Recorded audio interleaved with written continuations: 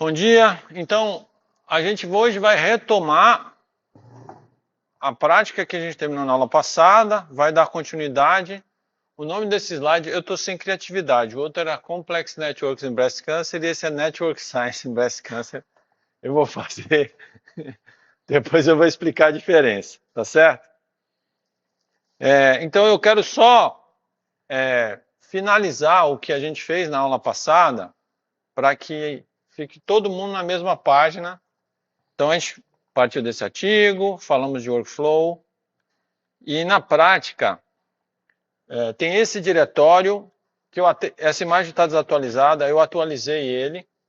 Então, se alguém, por alguma razão, não tem os arquivos da aula passada, eu recomendo fortemente que vocês entrem aqui e puxem, tá certo?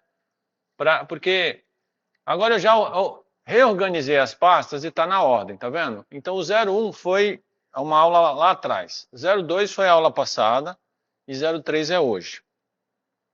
Você precisa pegar, se você precisar dos arquivos da aula passada, tá? Quais são os arquivos da aula passada? Se você quiser pegar o arquivo pronto do Cytoscape importado, já está aqui, é esse CIS. Você pode baixar ele está no estágio da aula passada e a gente vai fazer melhorias na aula de hoje, tá certo? É o que eu recomendo se você não tiver os arquivos já prontinhos na máquina. Se você fez aquilo que a gente fez na aula passada, eles servem também, tá certo? Tudo bem? Eu só quero repassar algumas coisas que ficaram corridas no final da aula passada. Então, se vocês lembram, não é? A gente terminou com um workflow parecido com esse, certo? Quais foram as coisas que a gente não fez porque não deu tempo na aula passada? A gente não documentou cada um dos ícones, certo? Vocês estão vendo que agora eles estão todos documentados, certo? E a gente não fez isso aqui. Então, se vocês quiserem, vamos voltar para o Orange só para terminar isso, apesar de parecer um detalhe, eu acho que é importante. Eu quero lembrar vocês que se vocês se comportaram como eu sugeri, quando você clicar em Recent, ele vai aparecer aqui embaixo a descrição do que a gente fez na última aula, tá certo? Aí basta você dar o Open lá, que ele vai estar assim, certo? Bom, onde vocês não vai ter esses textos que eu vou mostrar agora como é que faz. A documentação dos ícones, depois se vocês quiserem, vocês fazem. Vocês já sabem como é que é, né? Você dá Rename e vai escrevendo, tudo bem? Ou F2. Mas não vamos fazer isso agora, senão a gente vai perder tempo. Eu quero dar mais foco na parte do que vocês não sabem, certo? Tem uma coisa que algumas pessoas, que eu não chamei atenção, porque eu também não tinha prestado atenção, mas que a gente tem que sempre fazer, que é o seguinte, quando você tem esse disquetinho do Save, tem dois parâmetros aqui, você tem que prestar atenção nos dois, certo? Então, um deles fala assim, Add Type Annotations to Header, ok? Esse tem que estar sempre desmarcado, certo? E é isso que deu errado na aula passada, porque por default ele deixa marcado, tá certo? Então, eu até já coloquei aqui no slide, para vocês não esquecerem, já tem um slide aqui falando, olha, esse cara aqui é sempre disable. Por que é sempre disable? Porque o Orange, ele quer fazer um benefício, criando uma linha extra, dizendo os tipos das colunas, certo? Porque se você for importar em outro Orange, ele vai saber dessa linha extra. Mas isso não é padrão. E aí tem software que interpreta isso errado, dá problema. Então, a minha sugestão é, nunca use isso. É a minha sugestão, tá? Evite sempre... Então, se alguém quiser refazer o da aula passada, basta tirar esse negócio e salvar o arquivo de novo, tá? Que vai funcionar. E o autosave, o que que é? Aqui tem uma interrogação porque depende da sua disciplina, certo? O autosave quer dizer o seguinte, se você deixar no autosave, cada vez que você fizer qualquer mudançazinha no workflow, ele grava de novo, tá? Se você tiver um SSD, uma máquina rápida e quiser deixar assim, beleza, né? Talvez seja o recomendado, inclusive, tá? Como eu tenho disciplina, eu deixo desmarcado e aí quando termina todo o processo eu venho aqui e aí eu tenho que apertar no Save, porque ele não fica salvando automático. É só isso, cada um decide como achar melhor, certo? Tudo bem? Estamos certos aí? Todo mundo entendeu? Alguém precisa refazer alguma coisa? Bom, como é que eu faço essa documentação extra no Orange? Tá? E isso, eu estou dando importância por causa daquilo que eu falei na aula passada da reprodutibilidade. Vocês têm que documentar tudo, certo? E a gente vai exigir isso nas entregas de vocês. Então, olha só, aqui embaixo, ó, à esquerda embaixo, eu tenho uma série de ícones que servem para tarefas. O primeiro aqui, I, eu nunca usei. Deixa eu ver o que ele é. Esse aqui eu nunca usei. Ele vai direto para aquela tela onde você escreve o título e a descrição, tá certo? Ótimo, é um shortcut. Esses outros três aqui, eles são voltados à documentação, tá certo? O primeiro, eu não lembro. Para alinhar, ele alinha automático, eu não gosto dele não. Mas, às vezes, se estiver muito complexo, ele vai mexer no teu alinhamento, tá certo? O segundo é para você adicionar esses textos que eu adicionei aqui. Como é que você faz? Se você quiser, você pode clicar e segurar nele, e aí ele já te dá o tamanho, tá vendo? E aí, você pode, na verdade, eu uso, você pode, por exemplo, pegar o tamanho que você quer. Para esses textos, eu gosto de ter uns negócios grandões, assim, né? E aqui você escreve o que você quer. Por exemplo, nodes, tá? Blá, blá, blá. Como eu escrevi ali, ó, tá vendo? Nodes Traject. Então, você pode escrever Nodes Traject aqui, certo?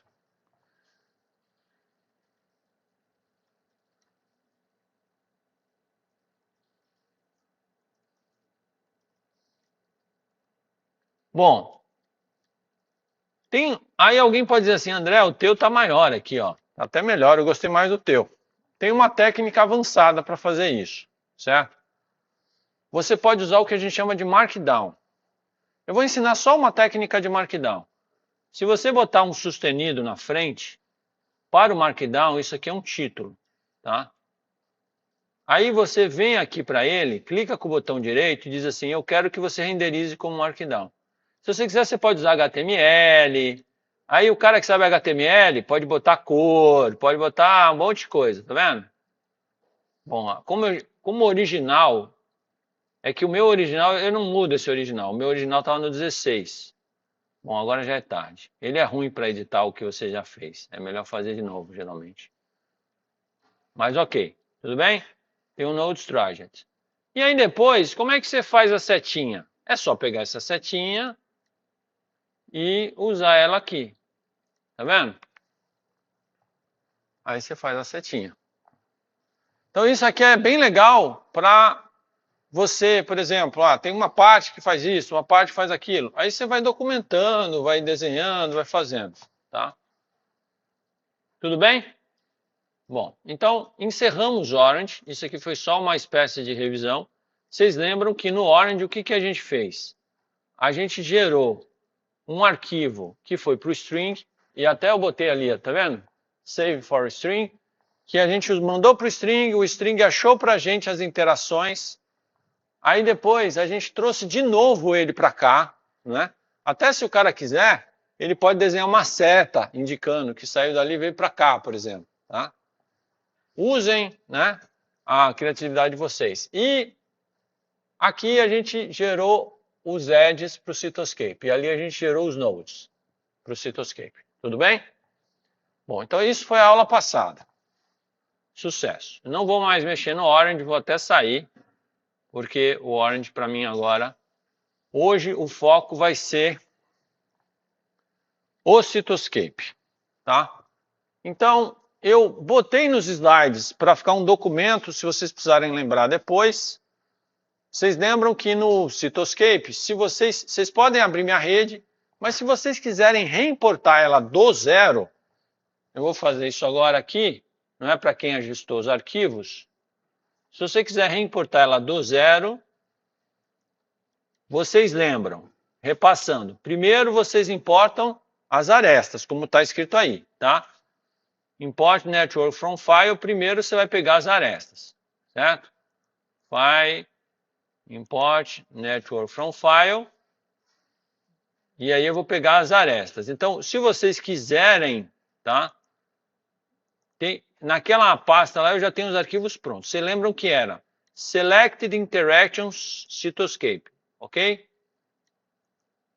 Aqui, a gente organiza desse jeito que eu deixei na ilustração aqui. Aliás, não, esse aqui não é ilustração, né? Mas aqui a gente vai botar Node 1 é metadado do nó 1, lembram disso? Node 2 é metadado do nó 2, certo? E esse cara aqui, ele continua como está, porque ele é a metadada da aresta. Ok? Então, se vocês fizeram do jeito que eu fiz, vocês vão ter essa rede. Tudo bem? Só estou repassando o que a gente fez na aula passada. Depois, o que a gente fez?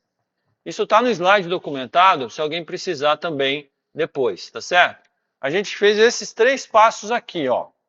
A gente veio na parte de baixo do Cytoscape e clicou no Import Nodes, tá? Então, é aqui embaixo, ó. A gente veio aqui embaixo, tá? No Cytoscape. Eu vou até baixar um pouco mais no meu pra gente. Aqui embaixo, tá vendo? Import Table from File, não é? Vocês têm que prestar atenção se aqui está aparecendo Node, que é a tabela de nós, certo? E aí, na hora que você fez isso, você escolheu Selected Genes Cytoscape, não é isso? Open. Aí eu coloquei lá chamando a atenção, olha, é melhor, como o ID, vocês lembram que o ID estava com uma diferença, né? Então é melhor você usar pelo Gene Symbol. Então você está vendo que a chave está no ID, você vai mudar a chave para o Gene Symbol. Como é que você vai fazer isso? Você clica lá na coluna dele, ele te dá a opção de escolher como chave. Pronto. Aí você pode clicar fora, você vai ver que ele virou chave. Ok. Então essa foi a rede que a gente terminou na aula passada, tá? Uma coisa importante que vocês sempre vão ter que trabalhar quando a gente falar de rede, e a gente vai trazer essa questão aqui várias vezes, essa rede ela não é sempre assim, tá?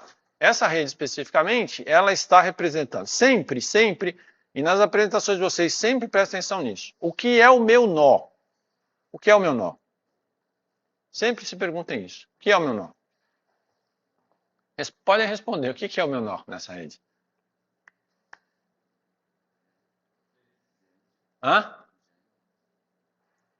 Ele pode ser um gene e a respectiva proteína, né? Na verdade, como eu puxei do string, o string ele está pensando na proteína que foi codificada por aquele gene. Tudo bem? E o que é a aresta?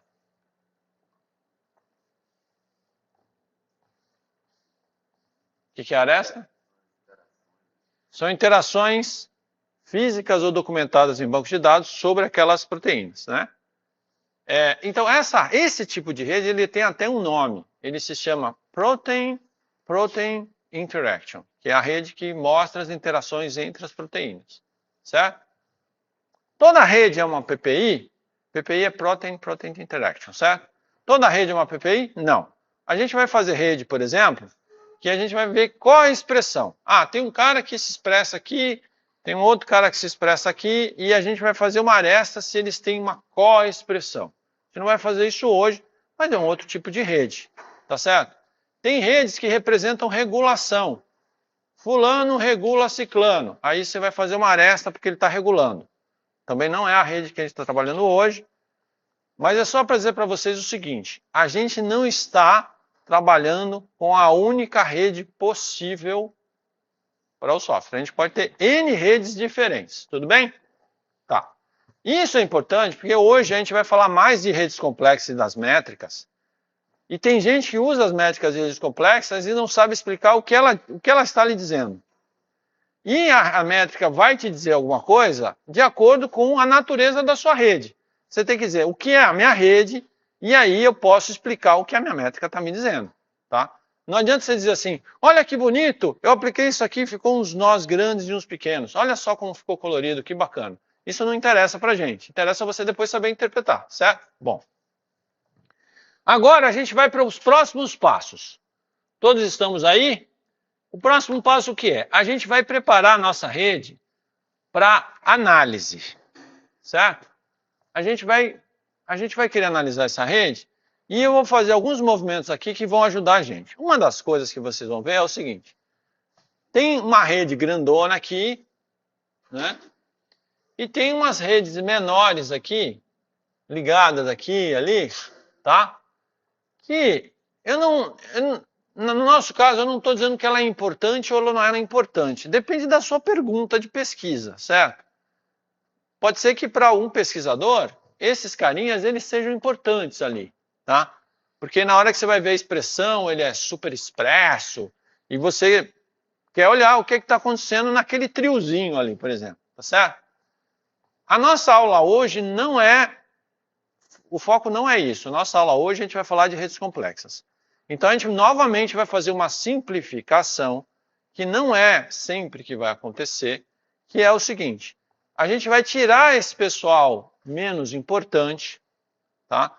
E vai deixar só essa grande rede aqui, certo? A gente vai tirar os pequenos, porque para o que a gente vai fazer hoje, os pequenos vão dar uma atrapalhada aí, então a gente vai tirar eles, certo? Como é que a gente faz isso? Então vamos preparar ela, tá? Eu não sei se todo mundo lembra, mas uma das primeiras coisas que eu faço, eu peço para o Cytoscape fazer uma análise da minha rede. Então vocês vão lá em Tools e pedem para a rede ser analisada, ok?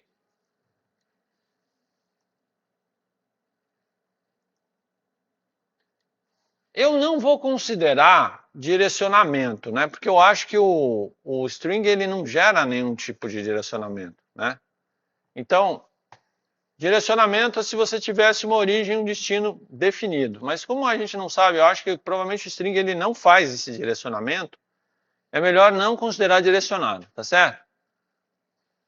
Eventualmente, pode ser que você importe alguma rede que tenha essa direção. Sei lá, talvez se você importar do KEGG, que documenta os pathways, talvez ele tenha a direção das arestas, e aí sim você pode querer direcionado. Mas qual é a diferença? A diferença depende da sua pergunta de pesquisa, novamente, tá?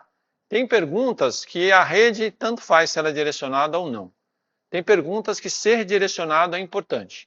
No nosso caso, hoje, a gente não está interessado em coisas muito específicas, a gente vai dizer que ela não é direcionada. Tudo bem? Legal. Analisamos, e eu quero que vocês lembrem desse painel à direita. Esse painel à direita ele é muito importante, e é importante vocês saberem ler esse painel, certo? Ele vai te mostrar as várias características dessa rede. Por exemplo, ele vai te mostrar que tem 7 componentes conectados, Connected Components. Esse termo, às vezes o Cytoscape usa Connected Component e às vezes ele usa Subnetwork, que é a mesma coisa. Connected Component significa que todos os nós daquela subrede estão conectados, direta ou indiretamente. Então, quando ele diz para a gente que tem 7 Connected Components, ele está falando que tem esse aqui é 2, esse aqui é 3, 4, 5, 6 e o 7 está em algum lugar que eu não estou vendo aí. Mas eles são 7, tá? Ou seja, tem uma grande rede ali e mais um monte de coisinha pequena, penduricalho, tá?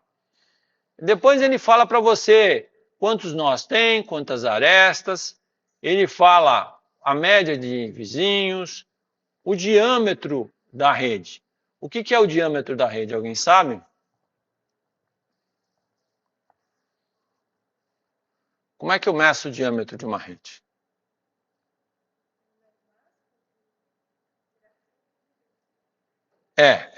Eu vou pegar o maior caminho entre dois nós, né?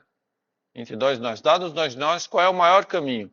Claro, considerando, quando eu falo o maior caminho, eu pego o caminho mínimo, o maior mínimo caminho, porque eu poderia sair fazendo volta indefinidamente, mas não é isso, é o caminho direto, né?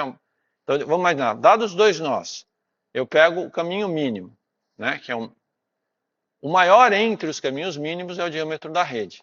E o raio é o mesmo conceito de raio em relação a um círculo, né? A metade ali do diâmetro, tá? E aí tem o tamanho característico de um caminho, que é 3,5, o clustering coefficient e outras coisas, certo? Legal. Então, analisamos a rede. Agora, o que nós queremos fazer nós queremos tirar só esse cara aqui, certo? Como é que eu faço isso? Bom, primeiro passo, e aí está no slide, eu vou dizer para o Cytoscape. O Cytoscape, seleciona para mim somente o largest subnetwork. Eu falei para vocês que connected component e subnetwork, eles são duas palavras que a gente pode alternar. Então eu vou chegar aqui e dar select nodes largest subnetwork. Você está vendo que ele deixou de amarelinho o largest subnetwork, certo? E o resto ficou fora da brincadeira, tá? Então, agora, vocês estão vendo que tem ali, né? E aí, a gente pode fazer o que aqui? Agora, existe um ícone aqui em cima, tá? É o penúltimo, que sim, New Network from Selection, tá vendo? O que ele vai fazer? Ele vai pegar os nós que estão selecionados e vai criar uma nova rede a partir deles, tá? Então, vamos clicar aqui. From Selected Nodes All Edges, certo? Então, o que quer dizer isso? Para a gente, para o nosso caso, é indiferente, porque são Connected Components. Mas pode ser que você tivesse alguma coisa que não selecionar de todas as arestas desses nós. Então, ele quer saber, dos nós que você tem, você quer todas as arestas ou você quer só as arestas selecionadas? No nosso caso, não vai fazer diferença, pode escolher o primeiro. Tá. Então agora vocês têm que aprender a interpretar o Cytoscape para entender como é que ele funciona. À esquerda, vocês estão vendo que tem ali o que é o cara de cima e o cara de baixo. À esquerda, ele está dizendo assim, olha, esse cara de cima é uma rede. Se você clicar nele, ele volta para aquela rede toda, tá certo? E esse cara de baixo é uma subrede, tá? E ele bota assim para você saber que esse daí, ele derivou do outro, tá? E uma coisa que é costumeira e que a gente fez no Orange e deveria fazer aqui também é documentar. Eu posso dar um rename, tá? Então, se vocês olharem no slide, eu até sugiro.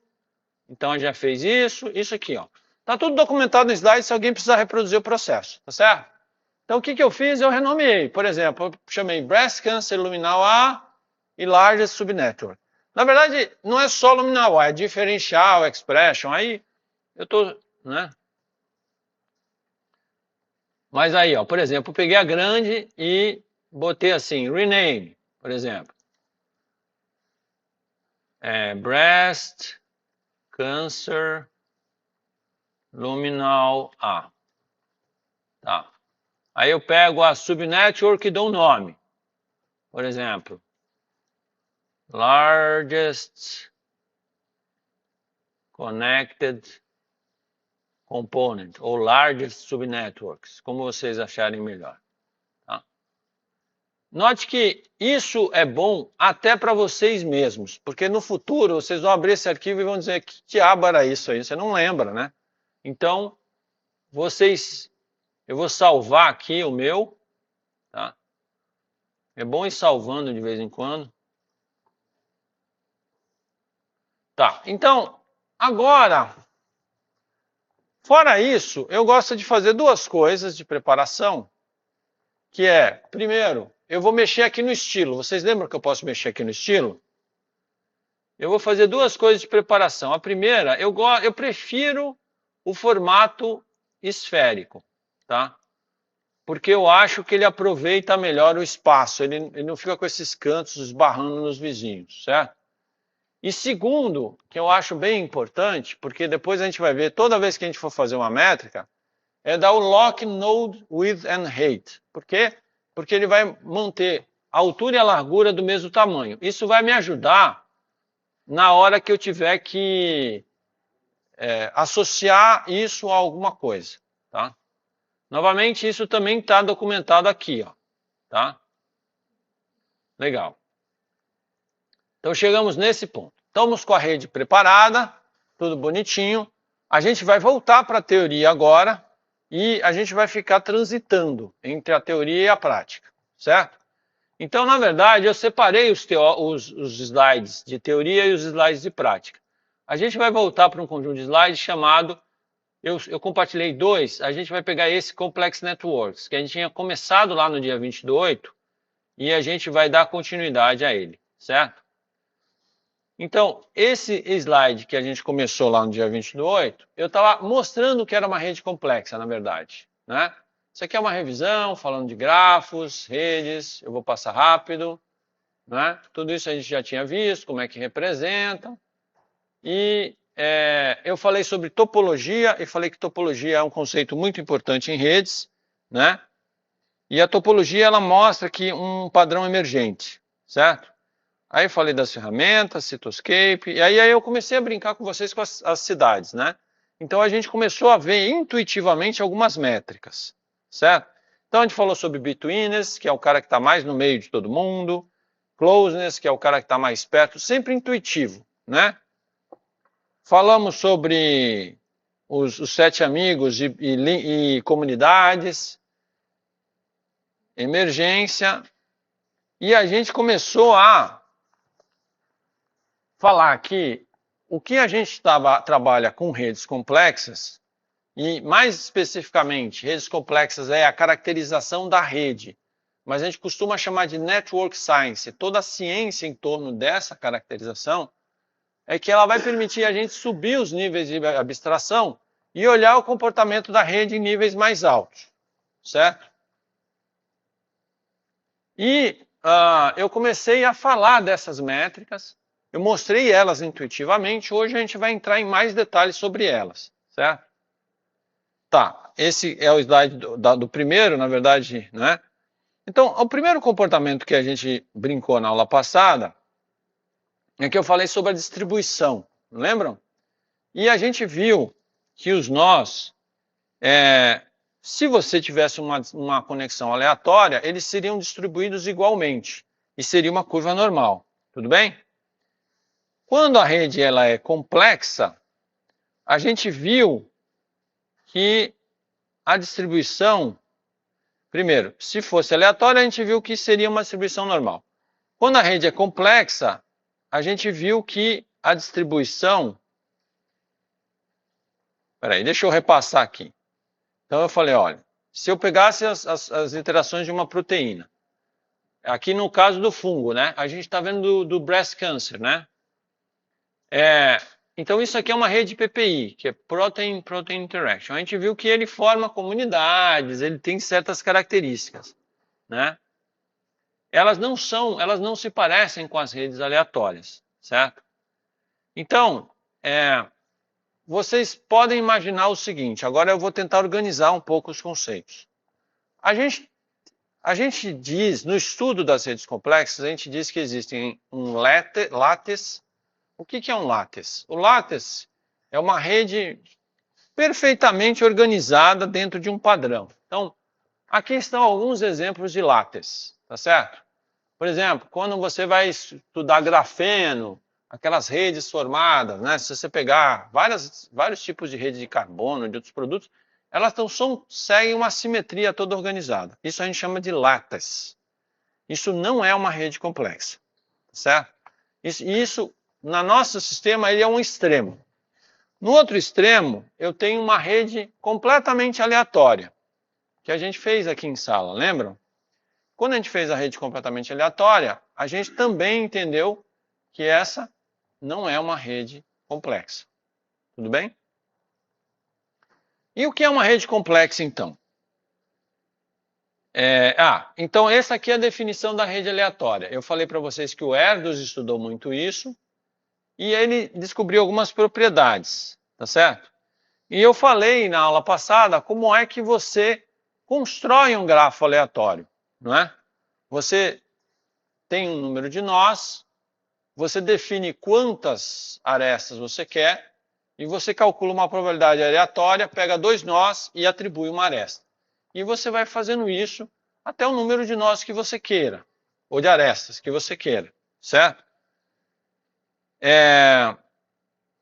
E aí, eu mostrei o seguinte, a distribuição do grau numa rede aleatória, ela é uma distribuição normal, certo?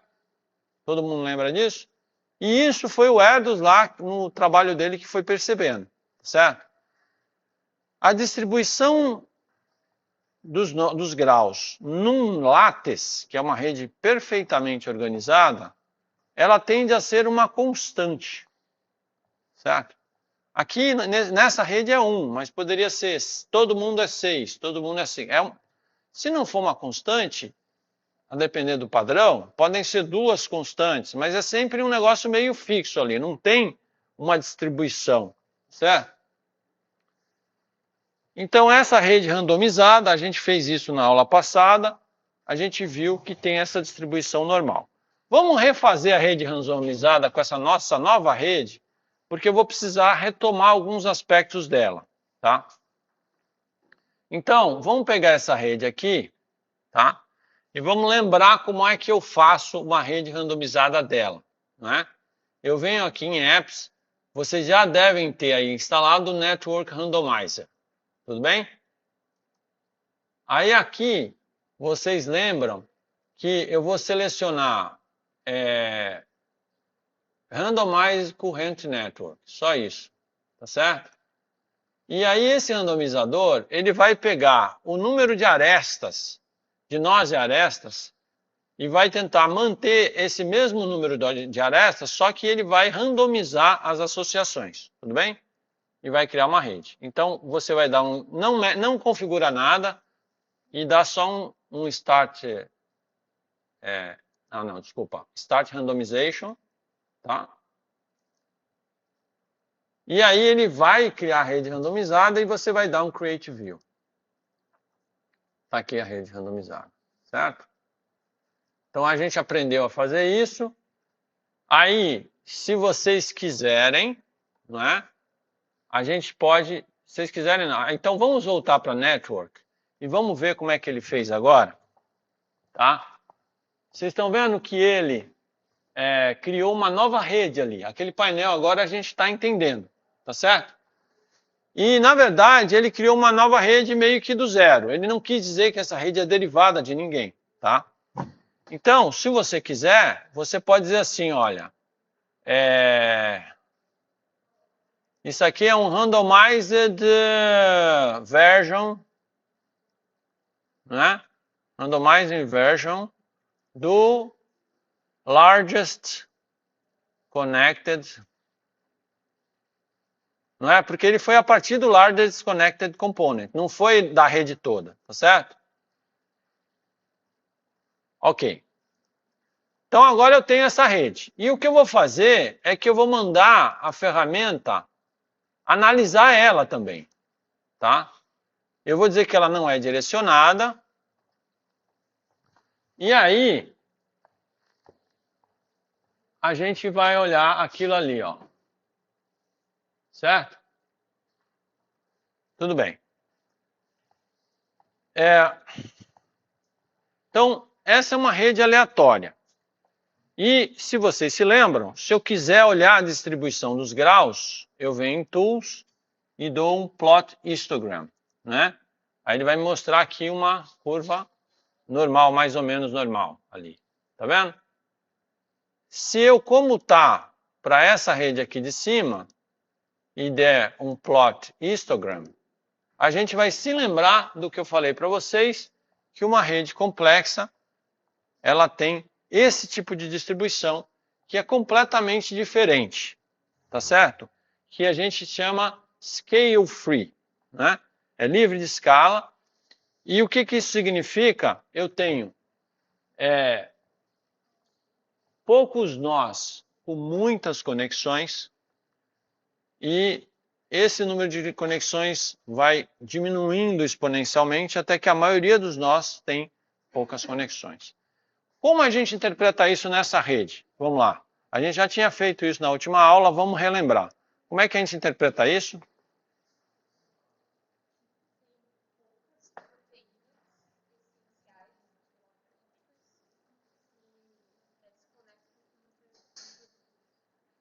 Exatamente. Tem poucas proteínas altamente conectadas, tá?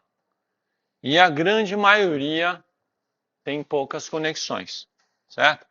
E isso, a gente falou que existe a hipótese de que é a questão histórica, né? Na medida que a proteína é mais antiga, né? Ela tem uma tendência a ir formando mais conexões e vai formando esse comportamento aí, tá? Legal. Então isso aqui foi retomando a aula anterior a essa. Agora, vamos olhar um pouco mais a fundo essa questão aqui. Então a gente viu que uma rede complexa ela vai ter uma tendência a formar esse gráfico aqui, né? Que a gente chama de essa é uma scale free property. Isso aqui também é conhecido como power law, tá? O que é a power law? A power law nas redes complexas dizem que muitos fenômenos do mundo real, quanto mais conexões ele tem, mais ele é candidato a receber novas conexões. Então lembra que eu falei de redes sociais? Quanto mais amigos, mais chances você tem de ter novos amigos. Então você vai ver isso em N aspectos. E eu estou falando isso porque a gente está analisando os genes, mas isso vai poder ser analisado em outras escalas e se vocês quiserem a gente pode correlacionar como a gente vai falar. Por exemplo, será que a gente vai achar Power Law, por exemplo, se a gente formar uma rede de sintomas com doenças, tá certo? E aí você vai ver que você vai encontrar esse tipo de propriedade também. Você vai ver em vários outros cenários, tá? Então, o que ele chama de Network Scale Free é uma rede que segue a Power Law, tá? A internet tem essa característica e uma das coisas que a gente percebe que é consequência da Power Law é o que a gente chama de hubs. O que vão ser os hubs? A gente vai definir de uma forma mais organizada os hubs hoje, tá? Mas antes de a gente definir isso, essas redes eu já tinha mostrado, elas seguem a Power Law, tá? E a Power Law mostra que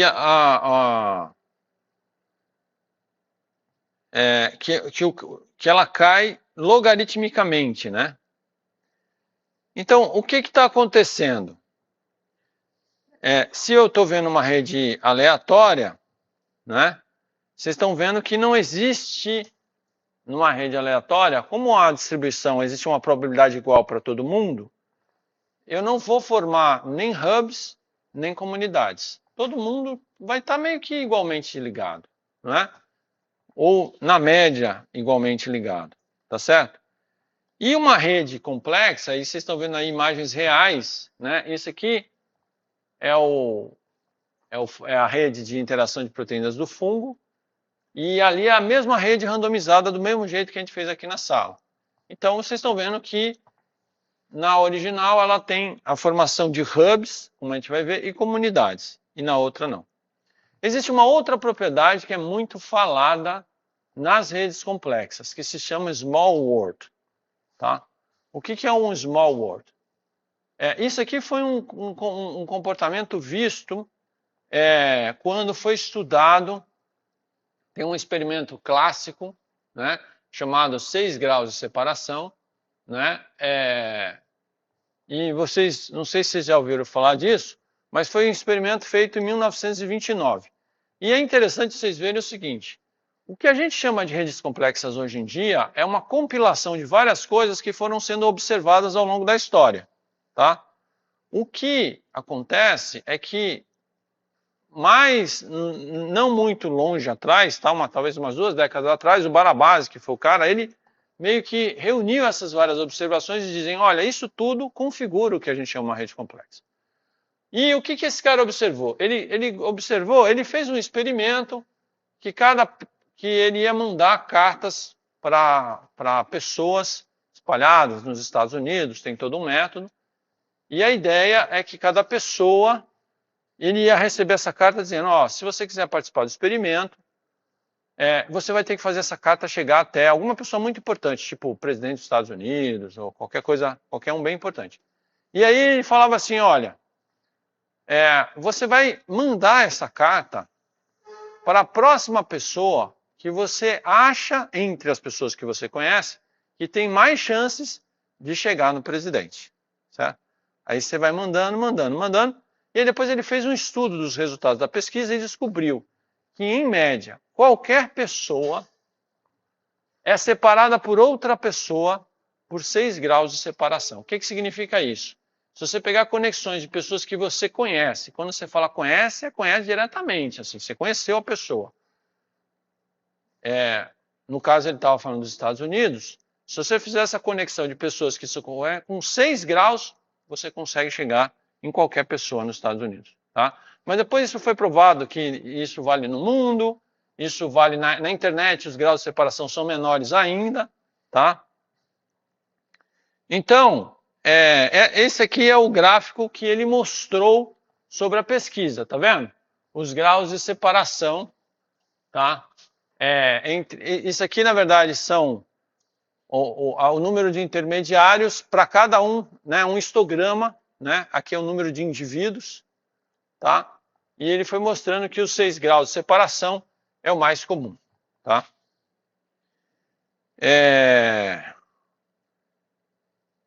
E aí tem o 6 to 4. Eu não botei aí a legenda, mas eu acho que aí ele está analisando a internet, tá? Redes sociais, etc. Então, ele está mostrando que em redes sociais, é isso mesmo. FB é Facebook, tá vendo? Esse azul aqui é Facebook. Eu não lembro quais são as outras redes sociais, mas ele está mostrando que quando a gente vai para o mundo virtual, os graus de separação são menores ainda. O que isso tem a ver com redes complexas? Tá? Bom,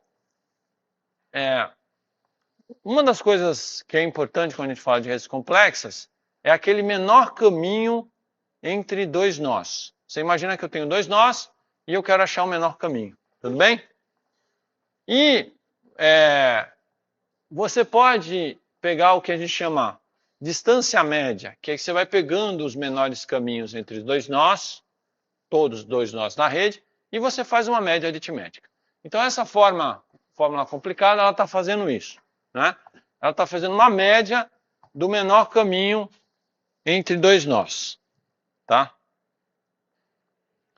E existe uma outra métrica chamada Clustering Coefficient. Eu estou introduzindo essas métricas porque a gente vai precisar entender elas para analisar a rede. Então, por exemplo, essa rede aqui, vocês estão vendo que tem uma tendência a ter coisas que estão mais conexas entre elas e menos conexas entre as outras coisas, tá certo? Então, essa rede, ela tem um alto Clustering Coefficient. Porque você está vendo que eu consigo ver claramente 3 clusters ali, não é? E aí, isso tudo é só para ir introduzindo para vocês o que a gente consegue fazer com redes complexas, tá? Esse é um estudo muito interessante que foi feito no Zachary Karate Club, certo? Que é um estudo sobre clustering. Foi um dos primeiros estudos que você vai ver. Qual é a história? A história é o seguinte, cada nó é um membro do clube de karatê, certo? É um membro.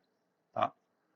E as arestas são as interações entre esses membros de amizade, que se conhecem, etc. Bem? E aí, esse artigo é muito interessante porque ele diz o seguinte, bom, o que aconteceu é que o clube resolveu se dividir e formar 2 clubes, tá certo? E aí, o que ele se propõe no artigo será que só olhando a topologia, presta atenção, o que é olhar só a topologia? Eu não sei quem são as pessoas, eu não sei idade, eu não sei nada sobre elas. São bolinhas. Então eu só quero olhar as arestas. Só olhando a topologia. será que eu consigo predizer quem vai fazer parte de cada um dos clubes de karatê? Certo? E ele, não sei se eu botei aqui, deixa eu ver se eu botei, não. Ele usou a história do clustering, né? E ele conseguiu predizer muito bem quem formou cada um dos clubes no mundo real, porque isso foi um estudo real, tá certo? Ele conseguiu predizer, olha, essa galera vai para esse clube e essa galera vai para esse outro clube, tá certo? E aí, por que esse estudo é muito importante? Esse estudo é muito importante porque ele está mostrando o seguinte: muitas vezes eu consigo responder uma pergunta só olhando a topologia da rede, sem precisar saber o que tem naquele nó ali, tá? Então, ele usou a ideia de clustering coefficient e note, para vocês verem, não é? O que é? Aqui ainda estou usando meio intuitivo, mas a ideia do clustering coefficient é o seguinte: essa rede, tá? Ela, na verdade, quando você fala assim, você está falando que a rede é toda conectada. Então, na verdade, é impossível eu fazer qualquer cluster dessa rede aqui, certo? Se você tirar um nó dessa rede aqui, uma aresta, você já aumenta o clustering coefficient, porque já daria, se eu resolvesse dividir, provavelmente eu ia dividir esse grupo da direita desse grupo da esquerda. Então eu já tenho um clustering coefficient que prevê que eu posso dividir minha rede em duas já. Tá? Aqui o clustering coefficient é 0, por quê? Porque como todo mundo só tem uma conexão, tá certo? Eu não consigo achar nenhum tipo de conexão óbvia entre eles. Então aqui o 1, que é o máximo, significa que eu não consigo fazer cluster, mas isso aqui seria um grande cluster, todo mundo conectado. Tá? Aqui eu poderia dividir em 2 clusters e aqui eu não consigo formar cluster nenhum. Tá certo? Então isso, o clustering coefficient tem a ver com a fração dos seus vizinhos que são conectados. Tá? E eu posso calcular a média disso. Eu estou sendo muito teórico, mas daqui a pouco a gente vai voltar para a prática, tá certo? E aí existe um cluster de coeficiente global. Eu acho que eu vou pular essas coisas por enquanto. Eu não sei nem porque eu botei aqui agora. Eu acho que eu tinha que ter deixado mais para frente. Mas ok. Então, basicamente, o que eu quis mostrar para vocês é o seguinte. Há métricas que me permitem calcular quanto é o clustering coefficient dessa rede e quanto é o clustering coefficient dessa rede, certo? Então, olha só, aqui nessas que eu fiz, o clustering coefficient é próximo de 0, não dá para fazer nada. Naquela rede ali, o clustering coefficient é 0,133, tá certo? Então vamos ver aqui, ó.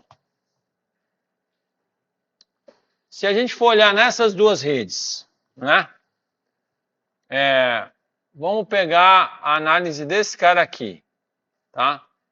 Então, eu vou pedir para analisar a subnetwork agora, não a network inteira, tá certo? Aí ele vai me mostrar aqui, ó.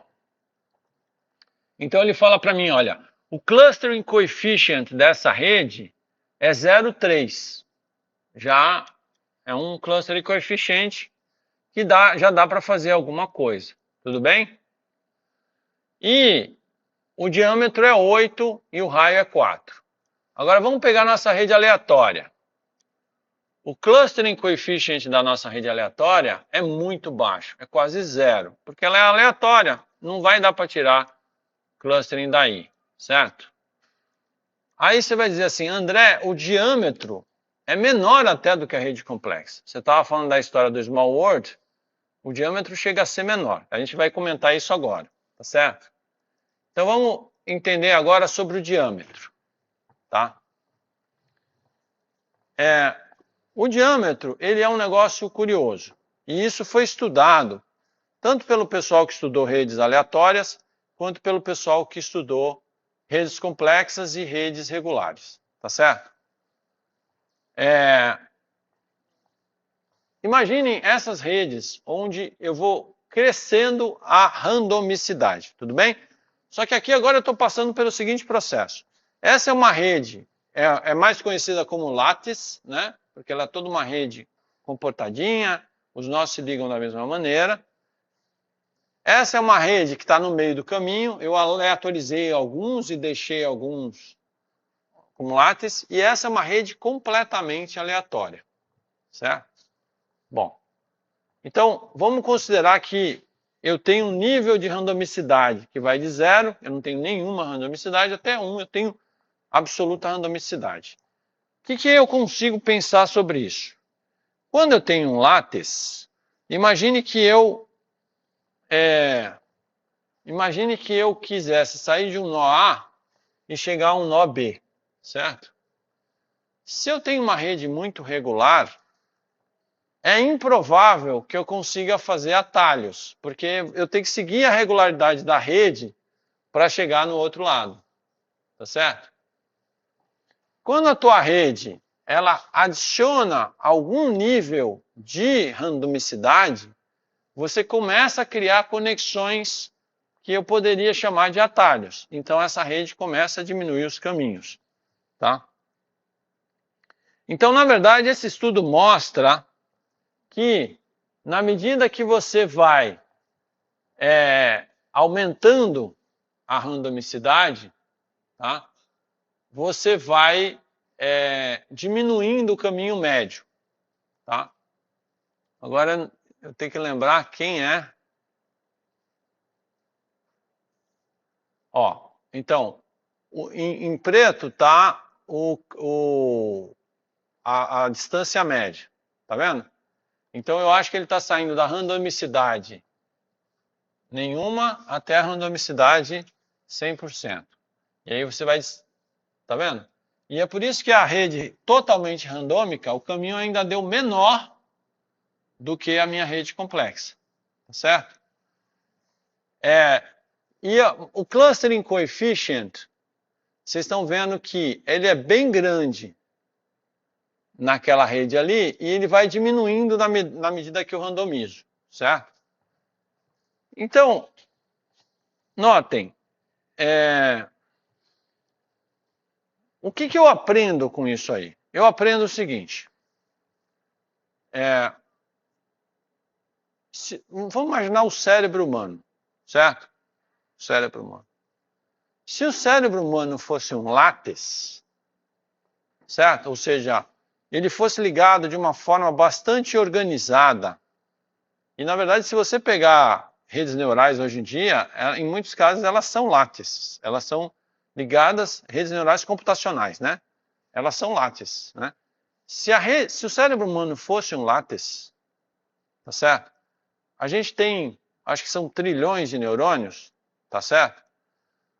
O caminho para você sair de um neurônio e chegar em outro, provavelmente o caminho médio ia ser muito grande, quando você tem 1 trilhão, por exemplo, certo? Mas não é, né? Na média, o cérebro humano é uma rede complexa, já foi provado isso. Então, o caminho médio, ele é pequeno, ele é um número pequeno. Eu não sei qual é agora, mas ele é um número pequeno. Então, na verdade, notem, existe uma lei da natureza importante, eu diria até de economia, né? Para que as coisas elas se configurem com caminhos que não sejam muito grandes. Para o cérebro humano, isso é importante para você dar uma resposta rápida para um estímulo, certo? Então, vale a pena para o cérebro humano ser uma rede complexa. Ah, mas então por que o cérebro humano não é completamente aleatório, já que os caminhos ficam menores ainda? Primeiro porque é complicado fazer um cérebro aleatório, né? Primeiro problema. O segundo problema é que tem várias outras características das redes complexas que não tem na aleatória, que vão ser aproveitadas pelo cérebro humano. Por exemplo, quando eu falo de hubs, e a gente vai falar isso mais para frente, eu vou mostrar para vocês que hubs eles são bons para resiliência, para um negócio robustez, eu diria. Por exemplo, vocês já devem ter visto falar de casos em que o cara teve o cérebro atravessado por alguma coisa, né? Teve um caso que eu acho que foi um cano, né? Um tubo lá, que atravessou o cérebro do cara, e o cara continuou vivo. E aí você diz, como isso é possível? Aí você vai ver uma explicação nas redes complexas, que eu vou mostrar que quando você tem hubs, eles são altamente resistentes a ataques aleatórios, certo? E é também por isso que se você perder um neurônio aqui, um neurônio ali, a rede complexa ela é altamente resistente a ataques aleatórios, mas ela é muito frágil para ataques direcionados. A gente vai falar dos ataques direcionados daqui a pouco, certo? Mas como no cérebro, quando a gente fala de doenças ou coisas, geralmente são aleatórias. Dificilmente alguém escolhe um neurônio hub, né? Dificilmente, né? Então, mas a gente pode ver cenários onde as pessoas podem pensar em hubs para ataques direcionados. Por exemplo, eu quero lançar um míssil em algum lugar, né? Se eu estiver falando no aeroporto, eu vou pegar o hub, né? Porque eu vou causar um dano menor do que se eu pegar um aeroporto qualquer. Então imagine um ataque. Se eu lançasse um míssil e dissesse, escolhe qualquer aeroporto aleatoriamente, você tem muito mais aeroportos que não tem importância nenhuma por causa da Power Law, né? Do que aeroporto muito importante. O número de aeroportos muito importantes é muito pequeno. Então se você escolher aleatoriamente um aeroporto e soltar um míssil, provavelmente você vai pegar um carinha lá num canto que não tem importância nenhuma e o pessoal vai dizer, ok, foi ruim, mas... né? Agora, se você sabe quem é o hub e você direciona o ataque, você vai causar um dano muito grande. Entenderam? Bom, existe uma outra coisa que a gente faz em redes complexas que se chama Link Prediction. E isso pode ser muito importante. Teve muita gente que fez esse estudo, por exemplo, para tentar predizer com quem uma proteína interage. Certo? Porque assim, a interação entre proteínas, o Murilo deu uma ideia sobre isso, é muito custoso de você descobrir exatamente quem interage com quem, é um processo caro. E aí muitas vezes você tem uma proteína lá que você descobriu nova, e você quer dizer assim, com quem eu acho que ela vai interagir? Então esse é um problema de link prediction, tá certo? E as redes complexas, elas também têm um estudo sobre essa direção, por quê? Porque quando você estuda uma rede complexa, você mostra aqui, por que existe a Power Law? Por que tem poucos nós com muitas conexões? A gente pode explicar isso de uma forma mais simples numa rede social, tá certo? Numa rede social, tem lá, não é o meu caso, mas tem um monte de gente que segue os caras que são muito seguidos, né? Então, tem os caras que seguem os caras da Rede Globo, porque são pessoas muito conhecidas. E esses caras que têm trilhões de seguidores, como eles são conhecidos por muita gente, tá? Essas pessoas vão falar com outras pessoas e eles têm muito mais chance de ter novos seguidores do que um coitado lá que tem 3 amigos numa ponta da internet. Então, a tendência é que sempre esse cara que tem mais vai ter mais ainda. É um princípio que a gente chama rich gets richest. Ou seja, o cara que é rico tem mais chance de se tornar mais rico ainda. Deixa eu ver se eu falei desse princípio aqui. Não, ainda não. Mas, então, esse princípio, ele vai guiar também esse cara aqui, olha. Você imagina que esse zumbi, eu só estou olhando a topologia. Eu não estou olhando quem é cada zumbi, eu não estou olhando a cara dele, se ele é bacana ou se ele não é. E eu quero me perguntar assim, quem seria o próximo cara que esse zumbi vai se tornar amigo, tá? Se você usasse a hipótese da rede aleatória, qual é a hipótese da rede aleatória? Todos têm igual probabilidade, eu sorteio um e atribuo, não é? Isso é a hipótese da rede aleatória. Então, o fenômeno do rich gets richer, ou seja, de eu ter a Power Law, ele não aconteceria, ele não existiria, certo? Então, no mundo real, essa abordagem, primeiro, ela não vai considerar, o que é agnóstica aqui? Ela não vai considerar, a network agnostic se eu não considerar nada da rede, né? Todos teriam igual chance. Agora, se eu usar uma abordagem chamada Network Aware, é o seguinte, eu vou olhar a rede e a topologia da rede vai me dizer quem é o próximo provável candidato, tá? Então, se vocês olharem essa rede, eu pergunto para vocês, quem vocês acham desses 4 candidatos que seria o mais provável a se tornar amigo do zumbi em questão?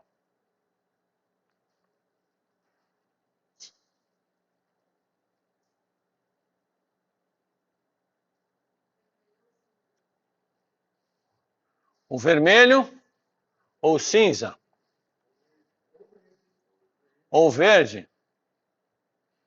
Legal. A gente vai aprender a analisar exatamente isso. Você vai dizer assim, bom, o verde tem quantas conexões? 4. E o vermelho? 4. Então, eu vou olhar esses dois. O cinza tem 3, mas o cinza ainda poderia estar no páreo, né? O amarelo, coitado, talvez não, né? Principalmente porque ele só está ligado no verde e o verde já é mais, né? Mas vocês acham que o verde e o vermelho eles são iguais? Não, por quê? Porque e é isso que a gente vai chamar de centralidade. Note, não é o grau só. Olhar o grau é importante? Mas é muito pouco. Por quê? Porque o verde, ele está ligado em outros nós, mas são os caras que não estão ligados a ninguém. Ele só está ligado a um cara que é mais importante, que é o vermelho aqui, certo? Já o vermelho, ele está ligado a uns caras que são muito conectados, tá certo? Então isso é uma métrica de centralidade que a gente vai ver mais para frente. Então, o que significa o seguinte, o vermelho, ele é um hub. O verde também só que o verde é menos hub do que o vermelho. O verde é um hub num grau maior, certo? Então, a lei das redes complexas diz que se eu fosse escolher um candidato, certo? Se a rede fosse aleatória, tá certo? Você escolheria de uma forma aleatória, certo? Mas numa rede complexa, o nó vai preferir se ligar ao nó mais conectado. Tá? Aí depois tem gente que vai para casa e chora e diz, então meus amigos são todos somente uma power law. Né? Provavelmente é verdade, mas assim, tem umas coisas, tem um curso de Introdução à Psicologia de Yale, que se você assistir, você vai se sentir muito pior do que esse aqui, tá certo? Que ele mostra outras coisas, que a tendência de você ter um relacionamento com alguém tem a ver com uma distância que você consegue medir, enfim, tem outras coisas assim. Mas note que essas estatísticas elas só servem para dizer o seguinte, se todos os outros fatores forem excluídos, tá certo? Então ela não é única, tudo bem? Ela é muito forte, mas ela não é única. Porque, quer dizer que eu nunca vou olhar para o conteúdo dos nós? É claro que você vai olhar. Mas, por exemplo, em biologia a gente está falando assim, esse cara faz parte de um pathway. É uma outra dimensão que eu não posso desconsiderar, certo? Mas que, tá? Então, como eu falei para vocês, as redes complexas elas são robustas a ataques aleatórios. Por quê? Porque como a grandíssima maioria dos nós não é importante, se você atacar aleatoriamente, isso vai valer para a robustez de qualquer rede biológica. Porque as redes biológicas, não sei se eu diria qualquer, talvez seja forte, mas a maioria das redes biológicas conhecidas, elas são redes complexas. E aí são robustas, tá? Você lembra que o Murilo falou que chega uma hora que você vai lá, faz um medicamento e ataca uma proteína, tá certo? Você ataca uma proteína. Só que se você olhar uma rede complexa, ela tem essa robustez, tá certo? Mesmo que essa proteína ela não seja tão periférica assim, se ela não for um hubzão ali, tá certo? Provavelmente vai ter um outro cara, um outro caminho, porque ela não é tão central. Então, isso torna os organismos resistentes, inclusive para a mutação, né? Por exemplo, se a distribuição é assim, qual é a chance de uma mutação ser absolutamente destrutiva para a célula. Tá? Claro, eu estou só considerando a mutação. Eu não estou falando dos mecanismos que a célula tem de se suicidar ou ser destruída se a mutação acontecer. Que isso é muito importante porque a célula humana não tem interesse em ficar toda hora mudando o tempo todo. Mas note que as mutações, elas podem dar certo porque tem muito cara ali que mudou que é meio periférico. Ele não vai fazer o sistema todo parar de funcionar. Não é? Então, podem dar certo. Tá? Agora, se você tiver ataques direcionados, isso pode ser efetivo. E aí vocês podem pensar, talvez essa disciplina seja importante, porque muitas vezes eu quero fazer um ataque, eu quero fazer um medicamento direcionado, eu quero escolher o cara. E se eu tiver consciência, se esse cara é um hub, por exemplo, eu posso ver duas coisas. Se ele for um hub, quais são os prós e os contras de eu fazer alguma coisa?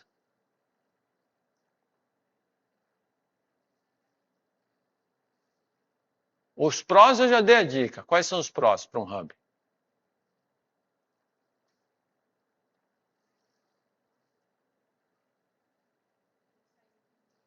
Hã? Provavelmente, se você atingir aquele cara, não vai ter muito caminho alternativo, provavelmente, né? Porque ele é um cara muito importante, muito conectado, ele é um cara meio essencial. Por outro lado, vai ser difícil você separar dele, por exemplo, só um passway, só um negócio. Porque se ele é hub, tá certo? Ele acaba estando no meio de um monte de coisa. Então você pode ter muito efeito colateral, certo? Então quando você vai analisar um hub, você tem que olhar isso, certo? Tá? Tá, isso aqui eu vou pular. Então, sumarizando, redes complexas, elas são consideradas não triviais, quer dizer que elas não são leites. Elas são baseadas geralmente no mundo real, elas não são puramente regulares nem puramente aleatórias. Elas têm a propriedade scale free e small world. Isso é muito importante vocês terem consciência, porque toda vez que a gente for fazer análise de uma rede, a primeira coisa que você tem que se perguntar é se aquela rede ela é complexa. Uma vez que você sabe que a rede é complexa, qual é o próximo passo? Então se criou uma área, essa área é muito recente, começou ali no final da década de 90, eu acho, que se chama Network Science. Né? E ela começou principalmente com o Barabasi, que ele tem inclusive um excelente livro, que ele unificou vários conhecimentos e disse, olha, tudo isso está em torno de um único conhecimento, que é o que a gente chama de rede complexa. Daí, o que se percebeu foi o seguinte, eu posso pegar uma técnica que alguém usou numa certa área e posso aplicar em outra. Então, o cara pode desenvolver uma técnica para estudar hubs em redes sociais. Por exemplo, a Google existe porque eles descobriram que eles poderiam aplicar o algoritmo de hubs para descobrir as páginas mais importantes da internet. Esse é o nascimento da Google. Aliás, um dos algoritmos que a gente vai estudar aqui, o PageRank, foi o algoritmo criado lá por Larry Page, e por isso que é PageRank. Larry Page é um dos fundadores da Google, que na verdade assim, ele não criou do zero, ele é uma adaptação do IAM Vector, tá certo? Ele criou esse algoritmo e disse, eu vou usar isso para dizer quais são as páginas mais importantes. E é isso que fez a Google nascer. Eu posso pegar esse cara e me perguntar quem é a proteína mais central. É o mesmo algoritmo. E é isso que é Network Science. É você ficar olhando tudo isso e dizer assim, então eu posso usar a comunidade aqui, posso usar aqui, eu posso usar aqui. Porque esses algoritmos, eles não olham para o que tem dentro do nó. Eles só olham para a topologia. Tá? Então você abstrai problemas da mesma maneira. Você tem abordagens para enfrentar os problemas e você tem compartilhamento de medidas. Tá? Então, você tem um paradigma comum para olhar os problemas, certo? Em várias áreas. Então, se você for para um congresso de redes complexas ou de network science, você vai ver passando gente para todo lado, falando de coisas de sociologia, biologia, ciência de redes, tá? E as abordagens, elas vão ganhando nomes e você vai reusando em vários domínios. Ah, predição de links, então tem os algoritmos de predição de links, tá certo? Difusão, então tem algoritmos que estudam a difusão, o espalhamento, não é? E aí você pode reusar em várias áreas, certo? Doenças, como uma notícia se espalha, você vai usar a mesma abordagem. Robustez, mesma coisa, tá? Cluster coefficient que eu falei, centralidade, influência, modularidade, tudo isso a gente vai estudar aqui e são coisas que a gente vai ver, certo? Bom, agora a gente vai sair dessa teoria, vai entrar nessa parte de Network Science, que é esse outro slide, e a gente vai passar a olhar isso agora de uma forma mais prática. Então, eu quis, muito corrido, dar uma visão geral de tudo. Para vocês entenderem. Ah, André, quando você fala Network Science, o que você está falando? Tá? Tomem cuidado, porque assim, por exemplo, um dos problemas que eu tenho muitas vezes na biologia é que as pessoas não acham que quando eu falo de redes complexas, eu estou falando de qualquer rede, só que ela é complexa. Mas não é bem isso que eu estou falando, tá certo?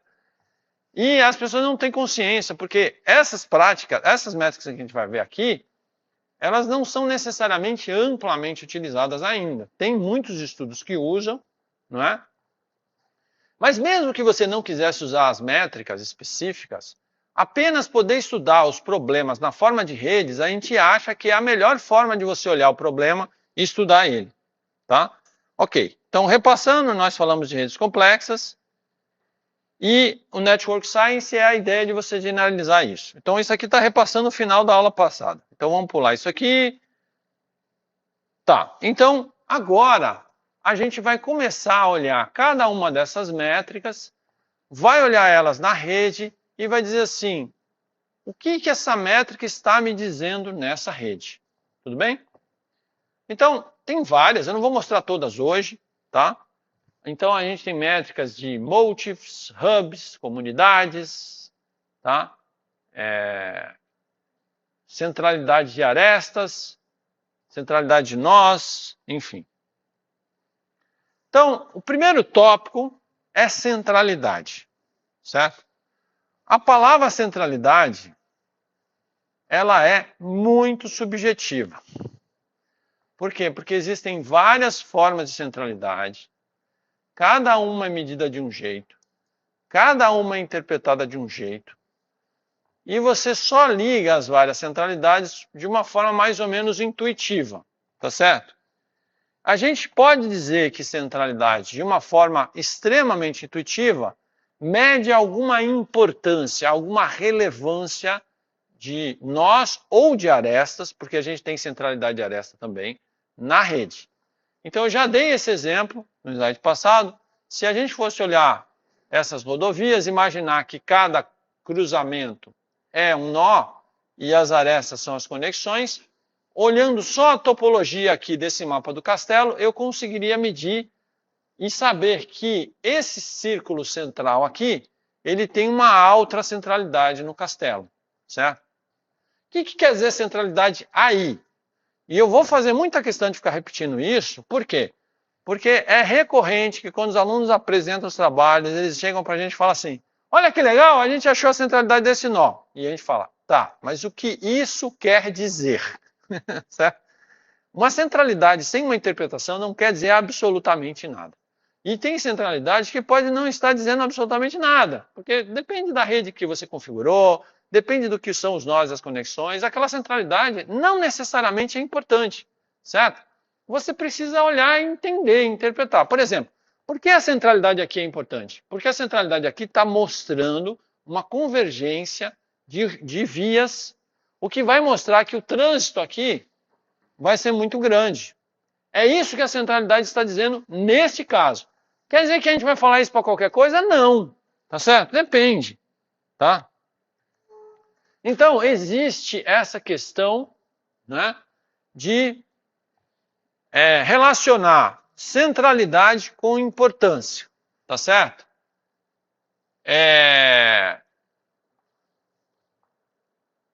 Então, olha só.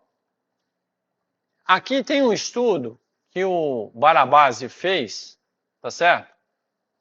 para mostrar o seguinte. Ele pegou aqui, ó, genes que são essenciais, mas não pertencem a uma doença. Certo? O que ele está chamando de genes essenciais? É uma definição que ele faz ali mais ou menos do tipo, se eu tirar aquele cara, vai parar a célula. O ser essencial para ele é definido pela centralidade. Porque você imagina o seguinte, se um gene ele é muito central, ele está envolvido em um monte de coisa. Se você tirar o cara, certo? É um monte de processo que vai por água abaixo. Então ele mede dessa maneira, certo?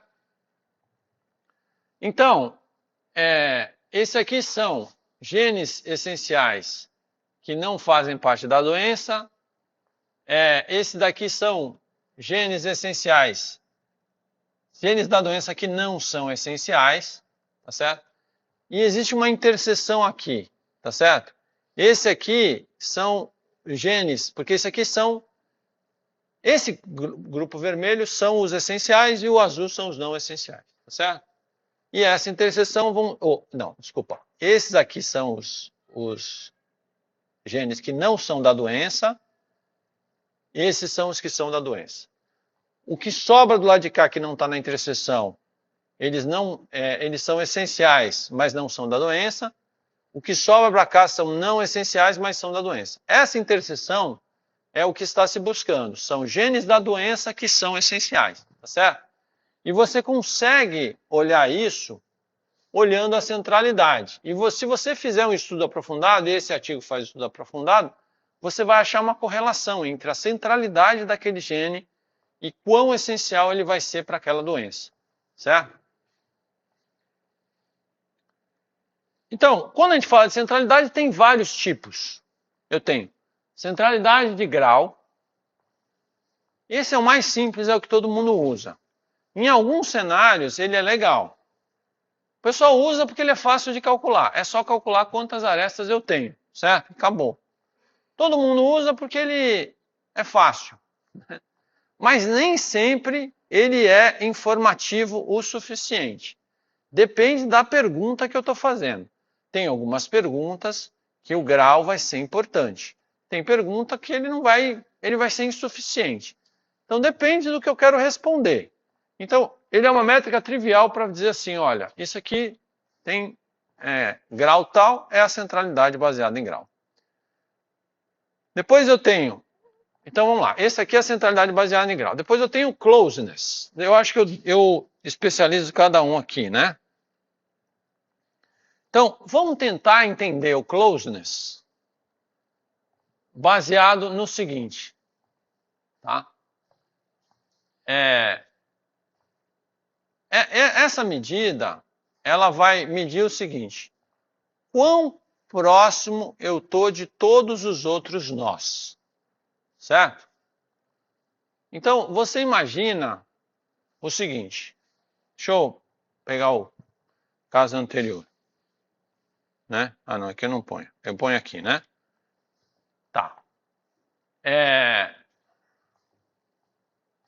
Eu poderia medir esse closeness de um nó da seguinte maneira. Dado um nó x, então imagina que eu escolhi um certo nó, tá certo? E imagina que essa função é a distância de qualquer outro nó y para x. Tudo bem? Então, esse somatório ele vai iterar por todos os y e vai medir a distância de cada um deles e eu vou somar tudo. Então, isso é a soma da distância de todos os outros nós para mim.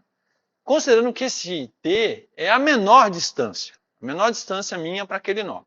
Eu medi todo mundo. Somei e eu faço 1 dividido por isso. Agora me digam, se esse nó tiver, na média, distâncias pequenas, o que vai acontecer com esse índice? Porque eu estou dividindo 1 pelo valor, concorda? Se eu tenho distâncias menores, esse índice aumenta, tá certo? Então, olha só, se na média né? Esse cara tem distâncias menores, se a soma, eu estou falando média, mas se a soma das distâncias para todo mundo for menor, esse índice aumenta. Eu aumento a centralidade de betweenness. Se a distância for maior, eu for muito distante da galera, esse índice diminui. Então eu tenho menos betweenness. Desculpa, estou falando de closeness, certo? Então essa é a medida. Isso aqui é se eu quiser calcular como é que eu faço? Quando eu tenho grafos muito grandes, né? Se eu usar o 1 sobre, pode ser que o número fique pequeno demais, tá certo? Aí uma técnica que se usa é, ao invés de botar o 1 em cima, você bota o número de nós, tá certo? E isso ajuda ao número ficar maior. Como todo mundo vai receber o n em cima, eles também vão ficar comparáveis aqui, certo? Todo mundo entendeu? Isso é só uma questão... Bom, mas eu não quero que vocês se assustem com a matemática, eu quero só que vocês entendam como é que você interpreta isso. Todo mundo entendeu como é que interpreta? Bom, agora vamos voltar para a prática, que eu sei que vocês estão querendo fazer isso, tá? A gente vai voltar para o Cytoscape, tá? E uma coisa que a gente vai ver, vamos voltar para o Largest Connected Component do Luminal A. Tudo bem? E aqui, como eu já dei o Analyze Network, vocês devem se lembrar que vão aparecer aqui as métricas, tá vendo? Ele calculou já para mim. Então ele calculou o Closeness Centrality já. Tá vendo? Tá aqui, ó, Closeness Centrality já calculado. Tá? E se você quiser, você pode dizer assim, eu quero pintar essa rede conforme o Closeness com Centrality. Então vamos brincar. Eu posso ou pintar ela ou mexer no tamanho do nó. Tá? Vamos mexer no tamanho do nó. Então eu venho aqui para o Style, vamos lembrar, eu venho aqui para o Style. Tá? Eu vou para o Size, né? Eu estou considerando que vocês já deram esse lock aqui, ó. Senão o Size não aparece. E eu vou pegar o retângulozinho que está à direita, né?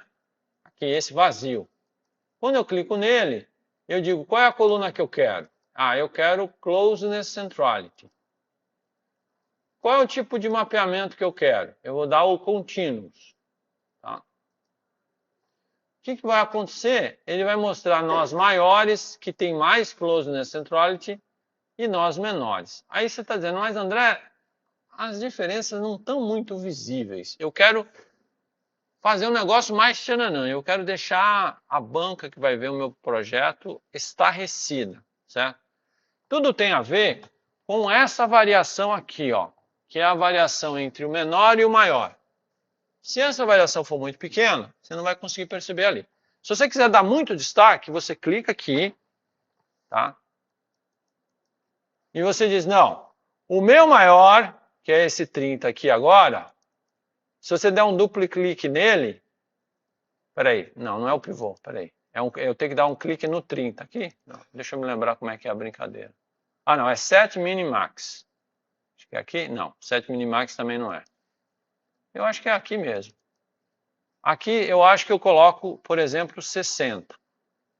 Eu dei um duplo clique, isso, ele foi para 60. Aí o que você vai perceber? Você vai perceber agora que ele está, né? Se você quiser botar para quebrar, bota 100, por exemplo, aí você vai perceber claramente as diferenças de centralidade aqui, tá vendo? Aí você pode perguntar para mim assim, André, essa visualização é a melhor para eu analisar isso? Bom, de um certo modo, vocês estão vendo que os caras, essa visualização especificamente, aí entra a importância da visualização, tá, gente? Vocês não podem desprezar a visualização. Essa visualização, ela foi criada, vocês estão vendo que os nós mais conectados, eles estão mais no centro, né? Conectados não, desculpa. Os nós que têm maior closeness centrality, né? E os periféricos, vocês veem que são menores. Mas eu posso organizar essa rede de uma forma diferente. Tem um plugin que eu testei que, se você vier aqui em Layout, No de vocês, deve ter uma opção aqui para instalar, eu não lembro o que, porque algum meu eu já instalei e não aparece mais. Tem o Y Layout alguma coisa, não tem? Vocês instalaram o Y Layout? Hã? Deixa eu ver. Deixa eu ver como é que tá. Ele já deixou disponível? Para instalar. Para instalar? Então, a gente vai pegar o orgânico. Eu acho engraçado que ele fala para instalar, mas no final ele instala todos de uma vez, mas tudo bem. E a gente vai mandar ele organizar pelo orgânico, tá? Para esse aqui talvez não, mas vocês estão vendo que ele deixou a rede um pouco mais espalhada, né? E você começa a perceber melhor quem está mais no centro, quem está mais no centro, quem está mais perto dos outros, tá vendo? Se você quiser, até para reforçar a mensagem, só para essa análise, a gente pode colocar a cor também, tá? Então a gente pode chegar aqui e pedir para a cor, e a gente vai pegar o Closeness, Centrality e Continuous Mapping. A cor ajuda também a ver, tá vendo? Vocês estão vendo que ali tem uns caras que estão mais próximos do geral e tem uns caras que estão mais distantes, certo? O que isso quer dizer numa rede PPI? Não sei. Depende da pergunta, tá certo? Note, eu estou só mostrando a métrica, não necessariamente nessa rede ela significa alguma coisa. Pode ser que sim, pode ser que não. Depende do que você está analisando. Você tem que saber o que você está procurando. Tudo bem? Todo mundo entendeu closeness? Tá, legal.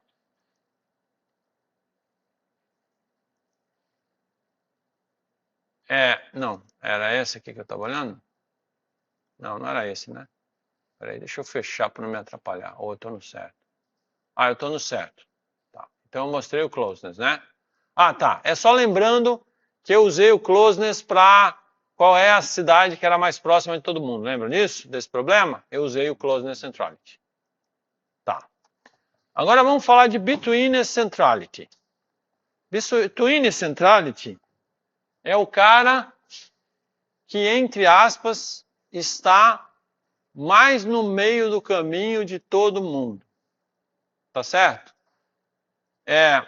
Bom, eu vou dizer o seguinte, qual é a proporção dos menores caminhos que passam por esse nó?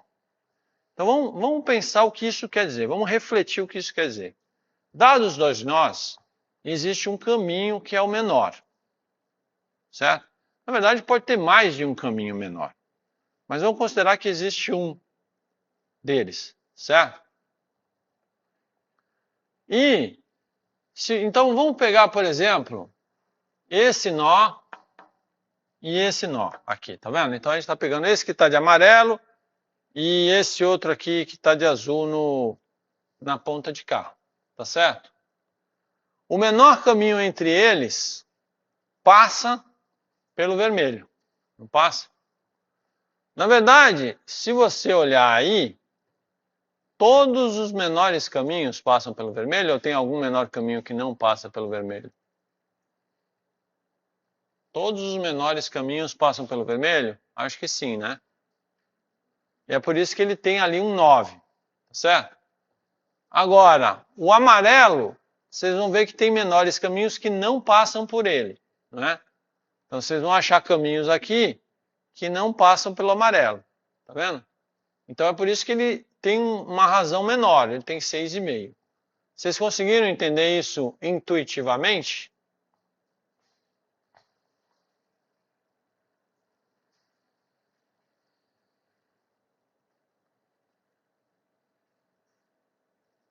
Conseguiram entender? Oi, tá certo? Então olha só, como é que eu calculo isso? Qual é a taxa para o meu nó U? Imagine que eu tenho quaisquer nós da rede I e J, certo? E eu meço aqui, certo? O somatório de todos os menores caminhos entre I e J. Certo? E em cima eu tenho todos os menores caminhos entre I e J que passam por U.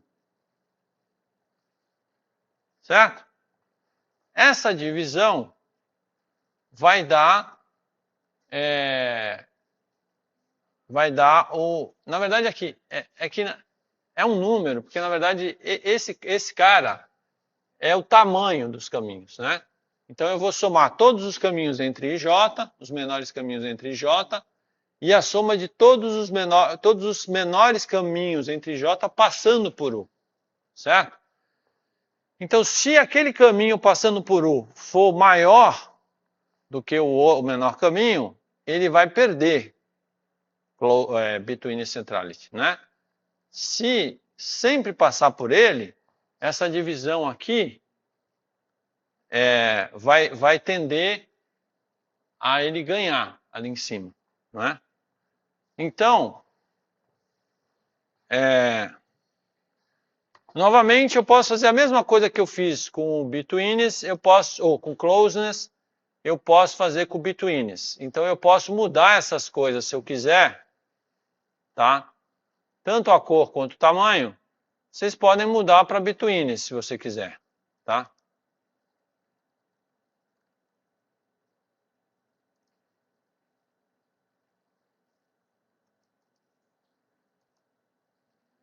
Tá? Às vezes eu prefiro fazer o seguinte: quando você só troca o cara aqui, ele mantém os parâmetros do outro, tá? Às vezes eu prefiro apagar tudo aqui e apagar tudo aqui nesse lixão aqui e escolher de novo, porque ele calibra para aquela nova medida. Então, between centrality, continuous mapping. E aí vai ter between centrality, continuous mapping, tá? E aí aqui a gente pode, de novo, se quiser, ajustar os maiores valores. Eu posso botar um 100 aqui, só para vocês verem de uma forma mais destacada. Então vocês estão vendo aqui que a betweenness já é uma análise diferente, tá vendo? Vocês têm poucos nós, poucas proteínas que estão no meio do caminho de todo mundo. Certo? Tudo bem? Consegue interpretar quem são esses caras aí, Murilo? Peguei o Murilo de surpresa agora. Vamos ver. Hã? Você apaga nesse lixinho aqui. Você apaga tudo e refaz. Porque o problema, quando você só muda a propriedade, é que ele mantém a configuração do anterior. Oi?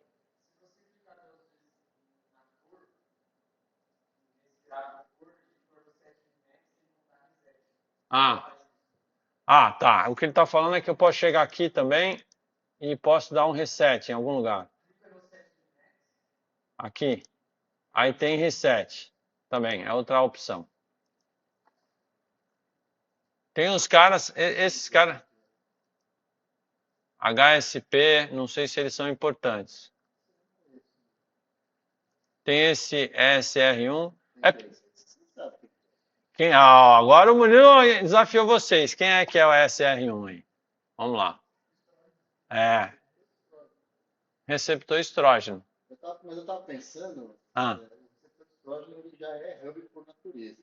Certo. É meio que esperado, não é só questão de ser campeão, também por isso. Mas como ele é um fator de transcrição e tem muitos genes como alvo, então a natureza, o funcionamento dele já meio que o predispõe a estar conectado a mais gente. Certo. Que é o papel que ele faz, né, no final, né? É por isso que, assim, tem uma interação entre as duas coisas, né? A gente não pode analisar a rede só pela rede, né? É diferente, por exemplo, de um receptor de membrana super específico, que só interage com um ligante e um outro substrato depois.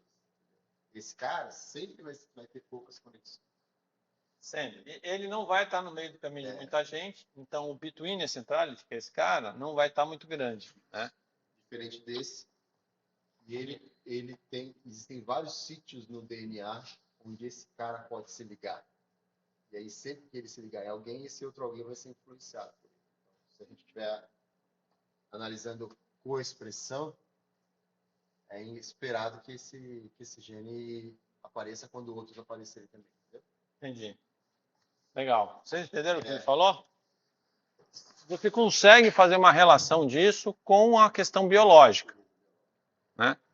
Que esse gene do estrógeno, conforme o Murilo falou, ele está no caminho de um monte de... Ele tem um monte de gente, um monte de ligante, vamos dizer assim, não é isso? É ligante? Não. Não. Interação física, ele interage com muitas outras proteínas. Tem algumas interações, mas se a gente for analisar padrões de interação que não são físicos, seria, por exemplo, como o string também traz não só coisa física, né? O string traz co-expressão, ou quando aparece junto em algumas databases, né, banco de dados diferentes, sempre que o receptor de estrógeno aparecer alterado, ele vai trazer um monte de gente com ele, porque ele influencia a expressão, a transcrição e expressão dessa galera. Legal. Tá bom? Então, mas aqui a gente ainda está olhando umas coisas que até a gente fica se perguntando o que que é. Depois vocês podem explorar artigos que olham isso, tá certo? Mas uma das centralidades que eu particularmente... Então a gente viu esse betweeners, que é o cara que fica mais no meio do caminho, né? Então, esse gráfico é muito interessante, que aí você consegue ver a between centrality, né? Quem é mais between, quem é menos, né? Em vermelho, mais, menos, verde mais. Bom, mas uma das centralidades mais discutidas é o hub, certo? E aí tem vários tipos. Eu falei que tem a centralidade de grau, né? Que é qual o grau daquele nó. Ele pode dizer alguma coisa, mas não é assim, talvez tão importante.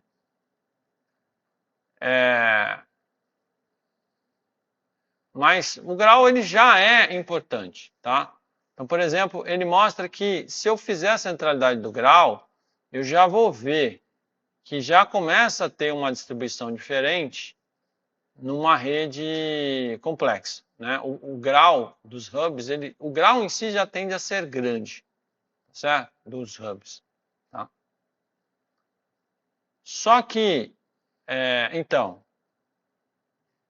aqui tem um estudo que o Barabasi fez dos hubs que ele fala: hub de proteínas tende a codificar genes essenciais.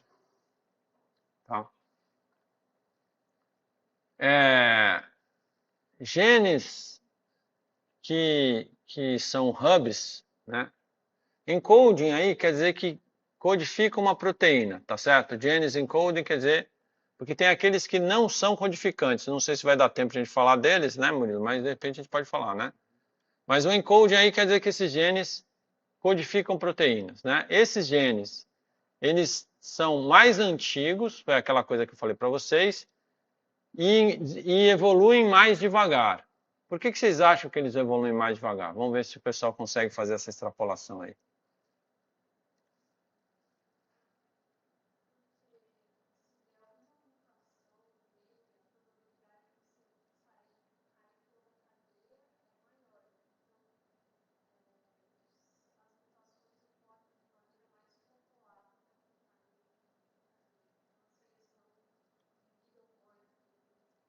Exato. Então, como esses genes eles são muito essenciais, as mutações deles têm umas tendências a serem mais desastrosas, tá certo?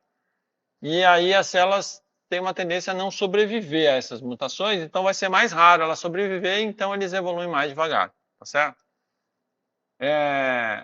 E aí ele fala que deletar genes que são hubs também geram mudanças do fenótipo mais drásticas, tá? Então, vamos começar pensando na centralidade do grau. É a primeira centralidade que vocês pensam, né? Mas quando eu quero avaliar a centralidade é mais do que avaliar o grau. Tá certo? Por quê? Porque eu quero avaliar a importância dos nós que eu estou conectado. Certo? Então, a avaliação de centralidade, ela é recursiva. O que significa recursiva? Se você olhar o nó verde da esquerda, o nó verde da direita e o nó amarelo da esquerda, você vai ver que os dois têm grau 4. Certo? E é por isso que a análise de centralidade de grau, muitas vezes, é insuficiente. Porque os dois têm grau 4. Tá? Só que o da direita, cada nó que ele está ligado, recursivamente, isso é uma recursão, ele está muito ligado. Tá? E isso você pode fazer na recursão indefinidamente, tá certo? Isso é o que a gente conhece como eigenvector centrality, centralidade de autovetor. O que essa centralidade diz para a gente? Essa centralidade, ele vai medir a importância de um nó, só que ele é uma medida recursiva. Ele vai medir o seguinte, olha, quanto esse nó está ligado, mas qual a importância das ligações desse nó, certo? Eu não vou mostrar os detalhes agora, porque vai levar tempo e a gente está próximo de terminar a aula. Existe um algoritmo chamado PageRank, que foi criado por Larry Page. Ele pegou o eigenvector e fez uma variação, certo? Acrescentando algumas coisas que são importantes não só para desempenho, como para alguns tipos de comportamento que a web tem, que são variações do eigenvector, tá certo? Que a gente chama de normalização e o random jump. Eu vou explicar isso na próxima aula. Então, eu só quero mostrar para vocês agora o seguinte, tá? Se vocês pegarem essa rede, tá? Agora, essa análise que vem com o Cytoscape, ela não faz análise do eigenvector, tá certo? Mas algumas aulas atrás, a gente instalou uma app, certo? Que se chama CytoNCA. Cliquem aqui e dê um open, tá? E aí, se você abrir o CytoNCA, você vai ver que tem algumas centralidades aí, né? Uma centralidade é a do eigenvector aqui, tá vendo? Vocês podem clicar nela. O que é with weight or without weight? Significa que na hora que ele vai computar, eu também vou computar o peso. A gente não vai trabalhar nada com peso hoje. Depois a gente vai aprender a trabalhar com peso. Eu posso analisar o peso de uma aresta. Mas você tem que saber o que você está avaliando quando você considera o peso. Então a gente vai dizer que a gente vai fazer sem peso. Without weight. E aí você dá um analyze. Certo? Bom, ele vai mostrar para vocês aqui na direita os nós ordenados pela centralidade. Tá? E a gente pode aqui no estilo alterar o tamanho e a cor se vocês quiserem. Tá? Então eu vou... Podem ser ou pelo caminho do lixinho ou aquele do reset, como vocês acharem melhor. Eu apaguei aqui e agora eu vou encontrar o eigenvector aqui. E aqui eu vou dizer que é contínuo. Tá? Aqui eu vou fazer a mesma coisa. Eu vou apagar. Eu vou escolher o eigenvector aqui. E vou dizer que é contínuo. E eu vou mexer nessa escala aqui. Vou mandar-lhe um 100 aqui. Certo? Bom. O que vocês vão ver? Aqui talvez... Eu quero chamar a atenção só o seguinte. Eu estou provocando o Murilo aqui para dar uma olhada nesses nós. Só que é muito importante chamar a atenção o seguinte. Essa não é a rede toda de interação entre as proteínas, tá certo? Vocês lembram que a gente filtrou somente as proteínas que estão com expressão diferencial, tá? Então, quando você diz que alguém é central aqui, não necessariamente a gente está dizendo que essa pessoa é central no todo. Ela é central somente nessa análise que a gente está fazendo da expressão diferencial, tá certo? Que precisa ser levado em consideração. Depois, eu vou ensinar vocês a fazer outras redes que essas análises vão ficar mais importantes, tá certo? Então, não sei se dá para reconhecer alguma coisa aí. Legal. Deixa eu ver. A gente tinha visto da outra vez, né? Um monte de colágeno.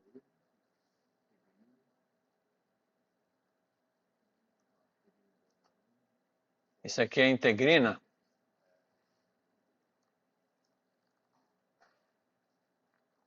Ó esse cara aqui de novo, ó. É o estrógeno. É o receptor estrógeno, né? Não é o estrógeno, exatamente. O estrógeno nem aparece aí porque ele não é gene, né? Ah, tá. Ele não é uma proteína. Ele é um lipídio. Tá. Então, Eu não consigo aumentar de novo os tamanhos aqui de acordo com o slide. Só pinta, mas fica tudo.